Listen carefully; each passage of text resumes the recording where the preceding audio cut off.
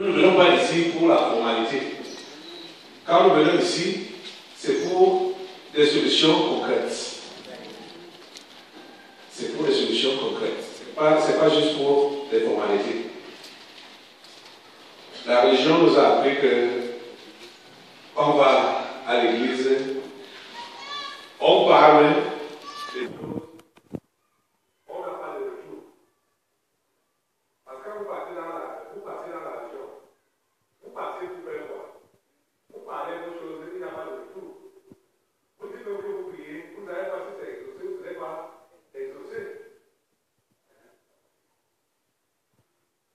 On est en train de parler et on fait une prière. Normalement, notre prière, il doit avoir l'impression que la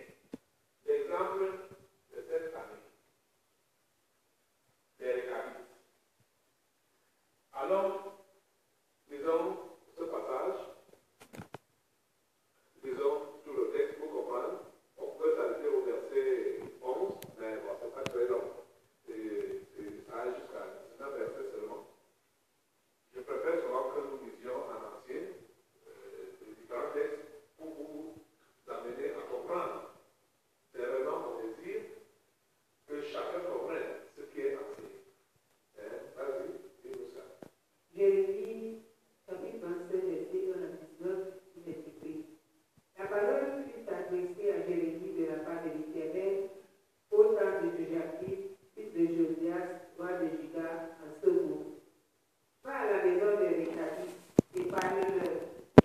Tu les conduiras à la maison de l'Éternel, dans une des chambres, et tu leur offriras du vin à boire. J'ai pris Jazania, fils de Jérémie, fils de Abazinia, ses frères, tous ses fils et toute la maison des Réchabites, et je les conduisis à la maison de l'Éternel, dans la chambre des fils de Johanan, fils de Gidalia, homme de Dieu, père de la chambre des chefs, au-dessus de la chambre de Maïséja, fils de Shalom, garde du seuil. Je vis devant les fils de la maison des Réchabites des coupes pleines de vin et de canis, et je leur dis, buvez du vin. Mais ils répondirent, nous ne buvons pas de vin, car Jonadab, fils de Réchab, notre père, nous a donné cet ordre. Vous ne boirez jamais de vin, ni vous, ni vos fils. Et vous ne bâtirez point de maison, vous ne sèmerez aucune semence, vous ne planterez point de vigne et vous n'en posséderez point.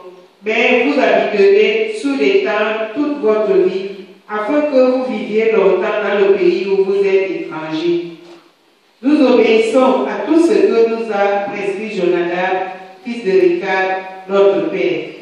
Nous ne buvons pas de vin pendant toute notre vie, nous, nos femmes, nos fils et nos filles. Nous ne bâtissons point de maison pour nos demeures, et nous ne possédons ni vigne, ni champs, ni terre ensemencée. Nous habitons sous des tentes, et nous suivons et pratiquons tout ce que nous a prescrit Jonadab, notre père. Lorsque Nebuchadnezzar, roi de Babylone, est monté contre ce pays, nous avons dit, allons, retirons-nous à Jérusalem, loin de l'armée des Chaldéens et de l'armée des Syries. C'est ainsi que nous habitons à Jérusalem. Alors, la parole de l'Éternel fut adressée à Jérémie en ces mots. Ainsi parle l'Éternel des armées, le Dieu d'Israël. Va et dis aux hommes de Juda et aux habitants de Jérusalem, ne recevez-vous pas instruction pour obéir à mes paroles, dit l'Éternel. On a observé les paroles de Jonadab, fils de Réchab, qui a ordonné à ses fils de ne pas boire de vin. Et ils n'en ont point bu jusqu'à ce jour, parce qu'ils ont obéi à l'ordre de leur père. Et moi, je vous ai parlé dès le matin, et vous ne m'avez pas écouté. Je vous ai envoyé tous mes serviteurs, les prophètes, je les ai envoyés dès le matin pour vous dire, revenez chacun de votre mauvaise voie, amendez vos actions, n'allez pas après d'autres dieux pour les servir, et vous resterez dans le pays que j'ai donné à vous et à vos pères. Mais vous n'avez pas prêté l'oreille, vous ne m'avez pas écouté. Oui, les fils de Jonadab, fils de Réchab, observent l'ordre que leur a donné leur père, et ce peuple ne m'écoute pas. C'est pourquoi, ainsi parle l'Éternel, le Dieu des armées, le Dieu d'Israël. Voici, je vais faire venir sur Juda et sur tous les habitants de Jérusalem tous les malheurs que j'ai annoncés sur eux, parce que je leur ai parlé et qu'ils n'ont pas écouté, parce que je les ai appelés et qu'ils n'ont pas répondu. Et Jérémie dit à la maison des Réchabites, ainsi parle l'Éternel des armées, le Dieu d'Israël. Parce que vous avez obéi aux ordres de Jonadab, votre père, parce que vous avez observé tous ses commandements et fait tout ce qu'il vous a prescrit. À cause de cela, ainsi parle l'Éternel des armées, le Dieu d'Israël. Jonadab, fils de Réchab, ne manquera jamais de descendants qui se tiennent à ma présence. Amen. Amen. Vous avez suivi la lecture, hein? Qu'est-ce qui s'est passé? Cet homme, Jonadab, ce n'est même pas par lui, ce n'est même pas son nom que cette descendance porte. Lui-même était aussi descendant. Mais au cours de la vie, il a décidé de laisser un héritage à ses enfants. Mais vous voyez que aujourd'hui, pendant cette lecture, la descendance là porte le nom de l'ancêtre Récap, parce qu'il s'appelle les Récabites. Or, c'est Jonadab qui a décidé de faire une alliance et d'introduire ses enfants dans cette alliance, c'est-à-dire ses enfants et les enfants de ses enfants dans cette alliance. Quelle était l'alliance? De ne jamais boire du vin. Et c'était pour une raison. Il a dit simplifier la vie. Si vous voulez vivre longtemps sur cette terre, simplifiez la vie. Bon, c'est comme ça que j'ai résume ça. Hein? Parce que quand vous allez voir tous les autres conseils qu'il leur a donnés, il a dit de ne pas se construire des maisons, d'habiter sous les tentes, de ne pas. Non, de simplifier la vie. S'ils veulent vivre longtemps, qu'ils simplifient la vie. Vous allez me comprendre? Et ces enfants ont observé cette prescription. C'était un conseil, comme un conseil de famille, que le chef de famille fait asseoir tous les enfants et leur dit, ok, voici ce que je vous conseille. Et ce Jonadab était lui-même, avait été quelqu'un de très près de Dieu. C'est quelqu'un qui connaissait Dieu. Et en lisant l'histoire, on voit qu'il a été aux côtés de Jéhu pour apporter le jugement de Dieu en Israël. Quand Jéhu avait été choisi pour effacer, éliminer la maison d'Akab. Vous savez qui était Akab? Akab était ce roi méchant, l'idolâtre, qui était dirigé par Jézabel, la sorcière, et qui a massacré les prophètes de l'Éternel à l'aller-retour. Et Dieu avait décidé de juger la maison d'Akab. C'est Jéhu qui avait exécuté cette ordonnance de Dieu-là. Et quand Jéhu allait pour exécuter l'ordonnance de Dieu, un jour, donc pendant que ça sortit, il a rencontré Jonadab, l'ancêtre de ces Récabites. Et il lui a demandé, es-tu pour moi ou bien tu es contre moi? Jonadab lui a dit que je suis d'accord pour tout ce que tu fais. Et il lui a donné la main. Il dit qu'il monte à côté de mon char. Et tu verras ce que je vais faire. Comment je vais manifester le zèle de l'Éternel. Et c'est comme ça qu'ils ont donc commencé, Jéhu a commencé à exécuter tout ce que Dieu avait ordonné, ce qui avait été dit par prophétie. Donc, Jéhu s'est mis à exécuter ça physiquement. Parce que vous devez comprendre que quand Dieu parle, il donne une prophétie, il donne une révélation. Il y a un temps pour que la révélation sorte, il y a un temps pour que l'accomplissement vienne. Vous comprenez? Je sais que plusieurs, maintenant là, sont ceux qui savent ce qui s'est passé ici dans la de la liberté. Beaucoup ont faim et soif de l'accomplissement des prophéties de Dieu. Beaucoup ont faim et soif de l'accomplissement des révélations de Dieu.